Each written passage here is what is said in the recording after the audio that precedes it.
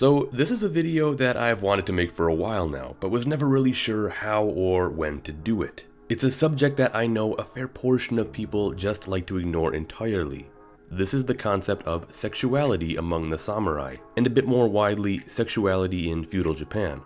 It is a very interesting, odd, and perhaps even confusing question to discuss, because getting to the root of it may seem a bit strange due to our modern idea of the concept of sexuality. And because of this reason that it is kind of hard to explain, and the fact that I know a fair portion of you may not want to hear about it for fear of perhaps me tarnishing your idea of what samurai were, I have held back from making this video for a long time. Some of you may even be asking, why does this video have to even exist at all? Why do I have to make it? But I have to say, I've always intended on making a video about this because it was a very real part of samurai culture that needs to be explained properly. Yet even more so, to not make a video that discusses this would be a disservice to history itself, because this was a very real element of old Japan that needs more attention and needs to be explained in correct context. And because of this, before we go any further, I need to point out the videos Linfamy has done on this very subject. He has put together some fantastic videos that go into the history of sexuality in medieval Japan, deeper and more thoroughly than I am ever going to go here. Rather, in this video, what I intend to do is reaffirm the important truths of the matter. So if you want a more detailed explanation regarding sexuality in old Japan, go check out his videos, which I will leave links to down in the description. Now, getting to the main topic. If you enjoy learning about samurai history, you may have heard stories about same-sex samurai relations. Perhaps you read about Oda Nobunaga and the romantic relationship he famously had with his page Mori Ranmaru. Or maybe you heard about Takeda Shingen's love affair with his general Kosaka Masanobu. And although these stories are true, we cannot outright call these samurai homosexual. And here is where the topic immediately gets a bit confusing. And it is largely with the terminology of the matter. Sexuality in Japan did not exist the same way as it did in the West, although there were those who must have had an orientation regarding who they were attracted to. It is important to remember that samurai had families. They had wives and concubines with which they had children. Just look at the two examples I mentioned, Oda Nobunaga and Takeda Shingen, both figures who had wives, concubines, and children. Samurai, especially heads of families, needed to have heterosexual relations to not only marry into families, but also to expand their families, having sons who can carry on the family name, and daughters to secure lasting alliances. But then you may be asking, then why did so many of them have sexual relations with other samurai as well? Were many of them just bisexual? And while by today's idea of sexuality, that is what we can say most of them would be. But it is once again important to recognize that old Japan did not have the same ideas regarding sexuality that arose in many other parts of the world. Namely, Europe, for example, with which the rise of Christianity had a very clear anti-homosexual view, while the Shinto-Buddhist faiths of Japan did not have any such problem with them. A clear example of this is in regards to Japanese monks, who were notorious for having sexual relations with young boys. This was because although they were generally supposed to live a chaste life, it was not seen as nearly as bad for them to sleep with males as it would be if they were to sleep with a female. Thus, to relieve themselves, many monks ended up taking that route, and it became sort of a well-known thing. In feudal Japan, male same-sex relations were not really seen as a big taboo. Although it appears that it was a thing that was at times frowned upon, it was never officially forbidden, and those who partook in it did not really suffer any shame or embarrassment.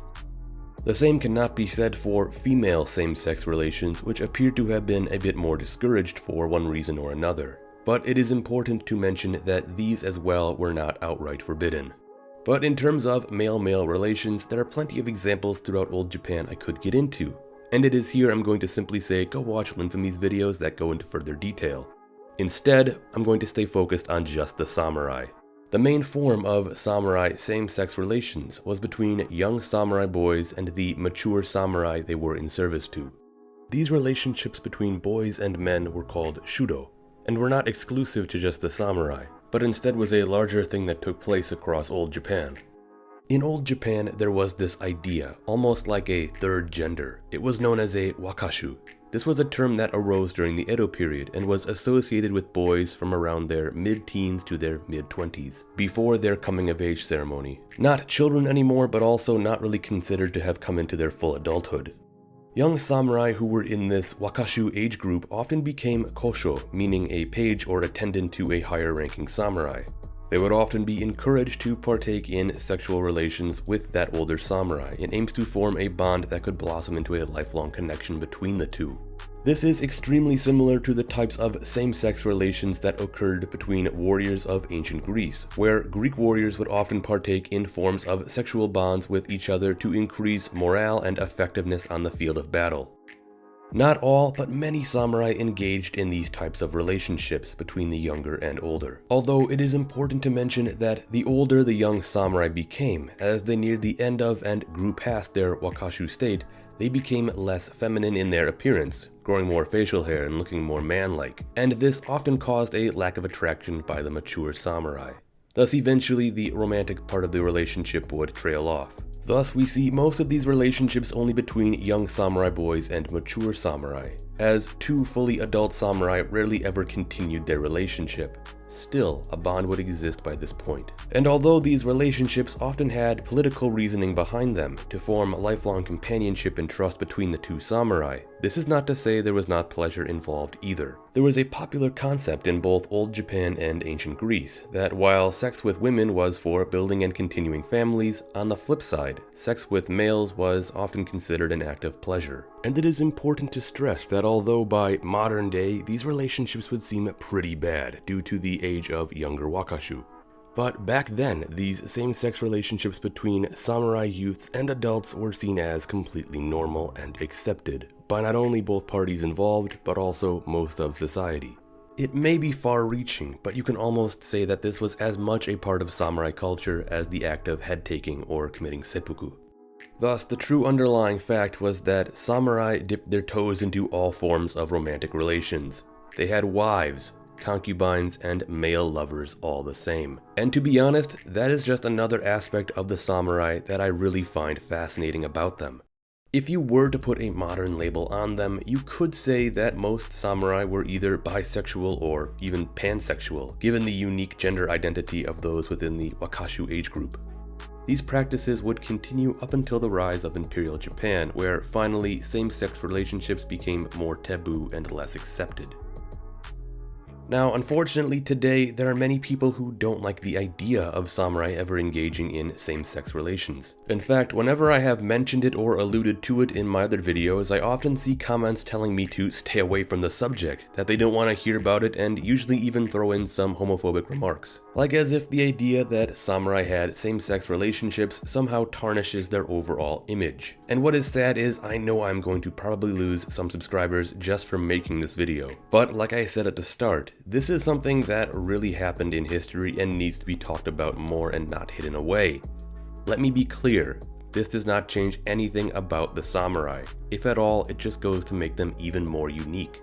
And this is where I'm going to get a bit more personal. I didn't grow up in a setting that was really accepting of homosexuality.